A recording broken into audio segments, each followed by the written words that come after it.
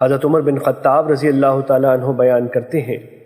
رسول اللہ صلی اللہ علیہ وسلم نے فرمایا، تم میں سے جو شخص وضو کرتا ہے اور اچھی طرح مکمل وضو کرتا ہے، پھر کہتا ہے میں گواہی دیتا ہوں کہ اللہ کے سوا کوئی معبود برحق نہیں، اور یہ کہ محمد صلی اللہ علیہ وسلم اس کے بندے اور اس کے رسول ہیں، اور ایک دوسری روایت میں ہے، میں گواہی دیتا ہوں کہ اللہ کے سوا کوئی معبود برحق نہیں، وہ یکتا ہے، اس کا کوئی شریک نہیں، اور میں گواہی دیتا ہوں کہ محمد صلی اللہ علیہ وسلم اس کے بندے اور اس کے رسول ہیں، تو اس کے لیے جنت کے 8 دروازے کھول دیے جاتے ہیں، وہ جس سے چاہے داخل ہو جائے۔ حضرت ابو ہریرہ رضی اللہ تعالیٰ عنہ بیان کرتے ہیں، رسول اللہ صلی اللہ علیہ وسلم نے فرمایا، بے شک میری امت کے لوگوں کو قیامت کے دن بلایا جائے گا تو وضو کے نشانات کی وجہ سے ان کے ہاتھ پاؤں اور پیشانی چمکتی ہوگی،